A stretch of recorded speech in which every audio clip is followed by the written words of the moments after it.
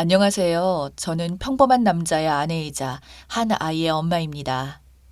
제가 이렇게 글을 써서 보내게 된 것은 아마도 많은 분들의 고민 중 하나인 시댁 문제 때문입니다. 시어머니 때문이냐고요? 시어머니하고 문제가 없었던 건 아니지만 제가 말하고 싶은 사연은 제 편인 줄만 알았던 시아버지하고의 사건입니다. 얼마 전까지만 해도 조금 안정적으로 지내고 있었어요. 그리고 이 평범한 삶이 누구보다도 감사하며 지내고 있었죠. 왜냐하면 저희 부부가 결혼하는 과정은 생각보다 녹록지가 못했거든요. 남편이 저보다 2살 연하인데 그렇게 나이 차이가 많이 나는 것도 아닌데도 불구하고 시어머니가 옛날 분이라 그런지 유독 반대가 심했어요. 그 당시 어머님께 거의 하루 걸러 하루에 들었던 말이 자고로 남자는 나이 많고 기센 여자 만나는 거 아니다. 너 같으면 네 아들을 너 같은 애에게 주겠니? 라는 상처 가득한 옛날 말투들이었어요. 이렇게 모진 말들을 어떻게 다 참았냐고요. 그때 참 많이 어리석게도 마음고생도 많이 했지만 그때마다 저에게 정말 큰 힘이 되어주신 분이 바로 시아버님이셨어요. 어머님이 제게 상처되는 말을 하실 때마다 오히려 남편보다도 더 다정히 말해준 게 바로 아버님이었거든요.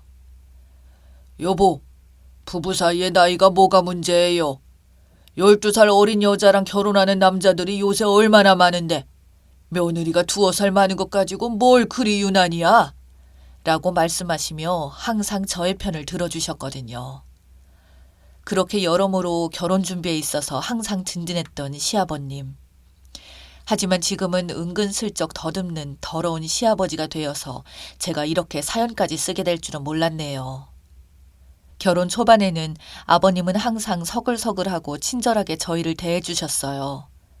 어머님을 생각하면 가기 싫은 시댁이었지만 든든한 지원군인 아버님이 계셨기 때문에 시댁에 갈 수 있었습니다. 주부들은 다 아시겠지만 시댁에 어쩔 수 없는 행사들 때문에 꼭 가야 하는 상황들이 있잖아요. 크고 작은 일로 시댁에 방문하게 되면 아무래도 어머님 눈치를 안 볼 수가 없는데 그럴 때마다 아버님은 화제도 돌려주시고 제 편을 들어주시며 눈치를 덜 보게 해주셨어요. 예를 들어 제가 어쩌다 좀 피곤한 얼굴로 시댁에 간 날은 어머님은 그렇게 피곤한 티를 팍팍 내야 속이 시원하냐며 아무리 그래도 여자가 어느 정도는 깔끔하게 다녀야지 결혼하면 그렇게 신경 안 써도 되는 거냐는 말도 스스럼 없이 하는 분이셨거든요. 특히 이런 멘트들은 이상하게 남편이 없을 때 더 하셨었죠. 참 섭섭하고 속상했지만 불행인지 다행인지 어머님의 그런 태도들도 점점 익숙해지더군요. 사실 그럴 때마다 아버님이 많이 나서주신 게 큰 도움이 되었고요. 한 번은 어머님에게 이제 우리 가족이 된 사람인데 내가 듣는 앞에서 며느리한테 또 그렇게 말하다가는 당신도 나 못 보는 줄 알아! 라고 강경하게 말해주신 적도 있어서 어머님 역시 많이 변하시기도 했어요. 아버님과 저는 같은 취미가 있어서인지 더욱 말도 잘 통했어요. 그 취미는 바로 등산이었는데요. 시어머니와 저희 남편은 등산에 등만 들어도 고개를 절레절레 할 정도로 좋아하지 않아서 항상 혼자 등산을 하거나 친구들과 가고는 했는데 알고 보니 아버님도 마찬가지였다고 하시더라고요. 항상 저의 버팀목이 되어주신 아버님에게 감사하기도 하고 더 잘하고 싶은 마음에 가끔씩 아버님이 좋아하는 등산을 같이 다니면 되겠다 싶어서 참으로 좋아했어요. 하지만 결혼하고 나서 바로 아이를 갖는 바람에 임신과 출산을 겪었죠. 1년 뒤에서야 처음으로 아버님과 등산에 갈 수 있었어요. 하지만 지나고 보니 그 첫 등산은 아버님과 제가 단둘이 있게 된 첫 번째 상황이기도 했고요. 사람이 여럿이서 있을 때는 보이는 모습과 1대1로 있을 때 보이는 모습은 누구나 조금씩 다르잖아요. 저는 이때 아버님의 진짜 본 모습을 처음으로 보게 된 것이었죠. 시댁 바로 근처에 치악산이 있어요.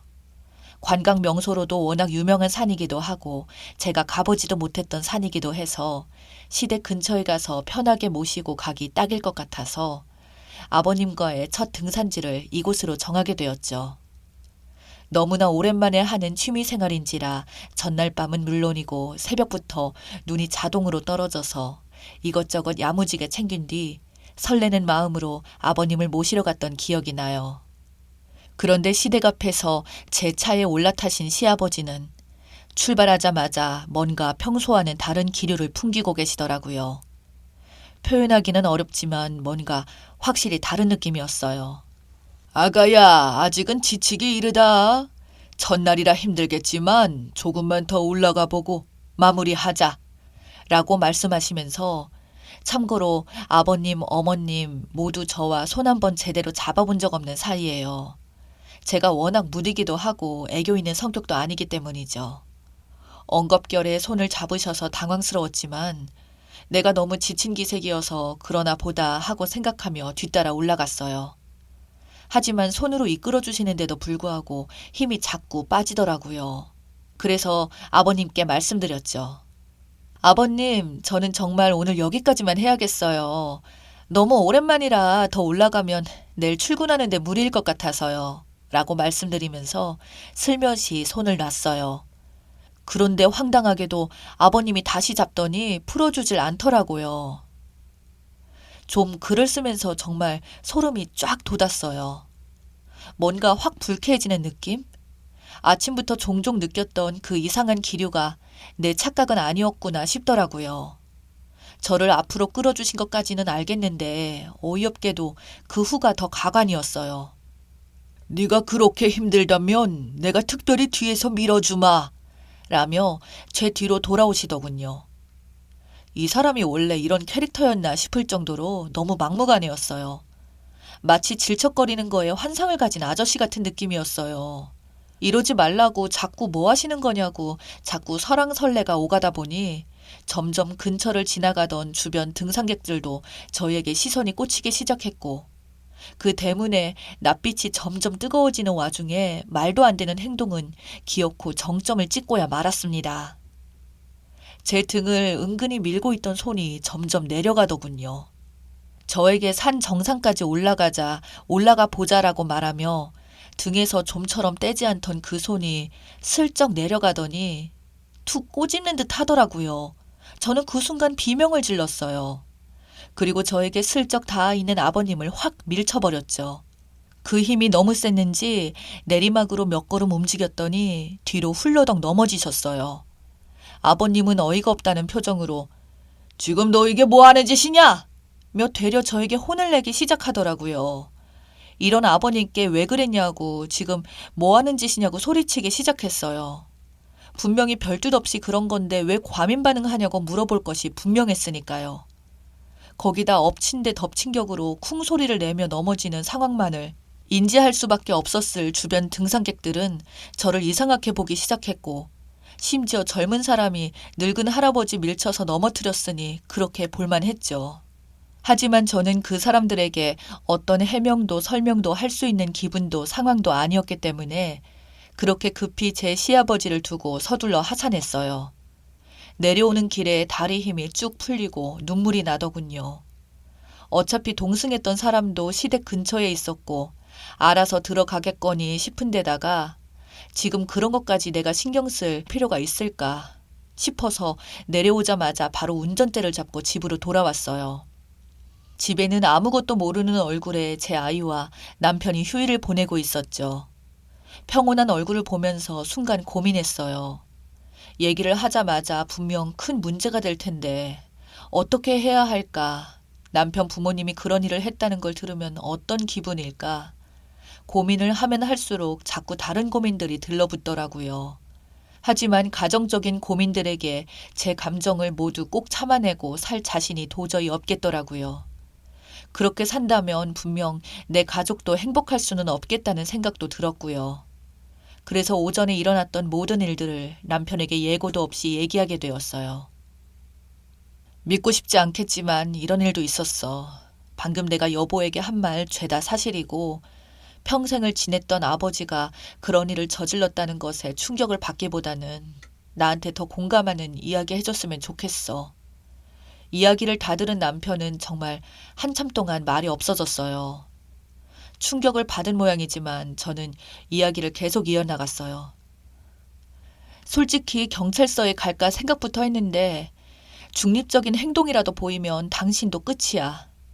경찰서에서 보기 싫으면 지금부터 미안하지만 여보가 제대로 중간에서 조치 좀 취해줬으면 좋겠어. 남편에게 내신 미안했지만 시댁에 다이렉트로 가서 퍼부어버리지 않을 것만으로도 제가 얼마나 참고 있는지를 알아줬으면 좋겠다는 심정이 더 컸어요. 남편은 제 이야기를 모두 듣고 한참을 생각에 잠겨 있다가 호련히 혼자서 시댁을 찾아가더군요. 그리고 밤이 늦도록 아무 소식이 없다가 새벽이 다 되어서 집으로 돌아왔어요. 제가 몇 번이고 물었는데도 불구하고 시댁에서 무슨 일이 있었는지, 무슨 이야기를 나누었는지는 저에게 말해주지 않더라고요. 하지만 다음 날부터는 확실해진 건 그날을 기점으로 저와 남편 모두 시댁과의 모든 소통을 끊었다는 거죠. 그것만 보아도 남편이 시댁에서 긍정적인 대화를 나누지 못했다는 건 분명했죠.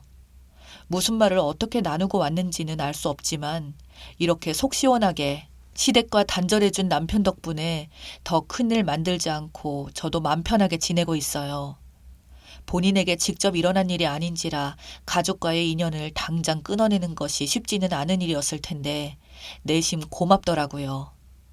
남편은 어쩌면 더 이상 제 마음이 다치지 않았으면 좋겠다는 마음에 시댁에서의 대화를 얘기해주지 않을 것 같아서요.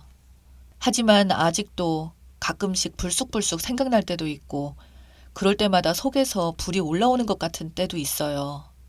하지만 제 가족들을 보면서 어디까지나 다시는 겪을 일 없는 해프닝 정도로 생각하며 지내고 있습니다.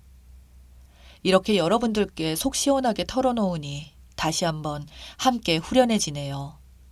지금까지 제 이야기 들어주셔서 감사합니다.